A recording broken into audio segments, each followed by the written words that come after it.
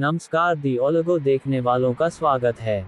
कुछ तेल कर्मचारियों और इंजीनियरों का समूह मंगोलिया के गोबी रेगिस्तान में एक कार्गो प्लेन से यात्रा कर रहा था।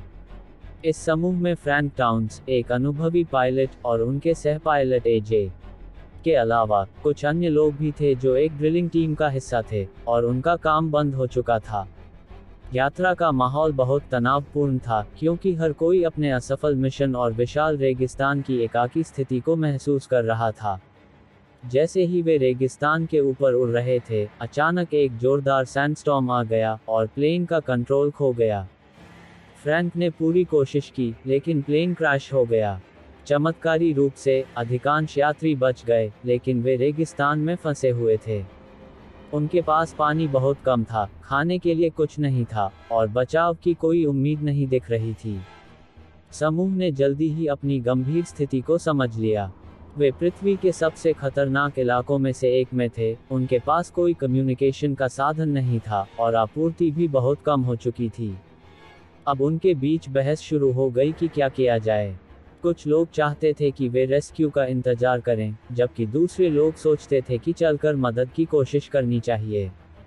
लेकिन नज़दीकी सभ्यता सैकड़ों मील दूर थी, जिससे ये विकल्प लगभग असंभव हो गया। इसी बीच, एलियट नामक एक विमान डिजाइनर, जो थोड़ा अजीब और घमंडी था, एक साहसिक योजना पेश करता है। हम प्लेन के मलबे से एक नया छोटा एयरक्राफ्ट बनाएंगे, जिसे फीनिक्स कहेंगे।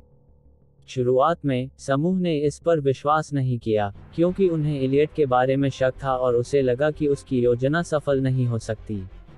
लेकिन अब उनके पास और कोई विकल्प नहीं था, इसलिए वे एलियट की योजना पर काम करने के लिए राजी हो गए।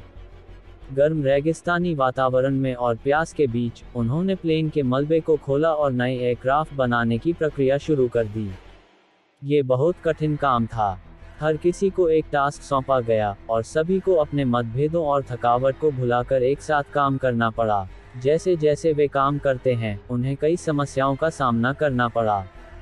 रेत के तूफान, यांत्रिक खराबी और आपूर्ति की कमी ने उनका मनोबल तोड़ दिया। कई बार लड़ाइयाँ भी हुईं, और एलियट की सख्त शैली ने और तनाव बढ़ा दिया।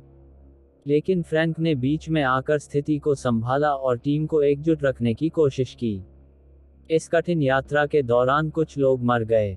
एक आदमी मदद के लिए रेगिस्तान में गया, लेकिन गर्मी और थकावट के कारण वह मारा गया। एक और व्यक्ति तनाव के कारण हुई लड़ाई में मर गया। इन मौतों ने सभी को यह महसूस कराया कि उनकी स्थिति कितनी खतरनाक है, और उन्हें अपनी जान की कीमत समझ आई। फिर भी समूह धीरे धीरे एकजुट होने लगा। फ्रैंक और एलियट, जो पहले नेतृत्व को लेकर झगड़ते थे, अब एक दूसरे का सम्मान करने लगे। वे सब मिलकर काम करने लगे, और अब उन्हें उम्मीद थी कि वे रेगिस्तान से बाहर निकलने में सफल होंगे। कई हफ्तों की कठिन मेहनत के बाद फीनिक्स एयरक्राफ्ट तैयार हो गया। टीम थोड़ी घबराई हुई थी, लेकिन साथ ही उन्हें उम्मीद भी थी। उन्होंने अपनी बनाई हुई प्लेन की पहली और आखिरी उड़ान की तैयारी की। फ्रैंक ने कंट्रोल संभाले और एलियट ने तकनीकी मदद की। टेक ऑफ बहुत डरावना था। आपका कीमती समय देने के लिए धन्यवाद।